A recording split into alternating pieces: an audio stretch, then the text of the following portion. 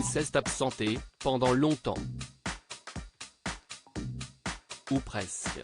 Pendant des mois, Stromae a arrêté de travailler pour lui, malgré l'ascension folle de sa carrière, préférant se mettre au service des autres.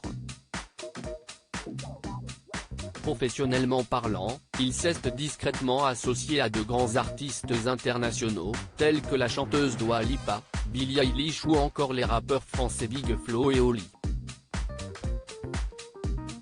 Il a également, dans sa vie privée, profité de cette longue pause pour vivre des moments forts, auprès de sa femme Coralie, qu'il a épousée le 12 décembre 2015 à Malines, en Belgique, et leur petit garçon, né en septembre 2018. J'ai eu la chance de me marier, j'ai eu la chance d'avoir un enfant, j'ai eu la chance de me marier, j'ai eu la chance d'avoir un enfant, expliquait-il récemment au journal de 20h, sur TF1, à propos de ce break artistique. La vie de tournée si est chouette, si est un peu les colonies de vacances, mais on ne vit pas des choses normales.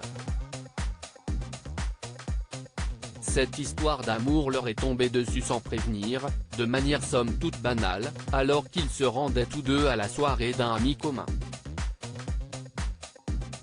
Stromae a rencontré Coralie Barbier en 2012 et ne l'a plus jamais quittée. Ils ont, ensemble, beaucoup créé avant même de songer à fonder une famille. Paul voulait son propre vestiaire si est ce que racontait la styliste en 2017 dans les colonnes du journal Libération. Paul Van Ave, de son vrai nom, note de la rédaction.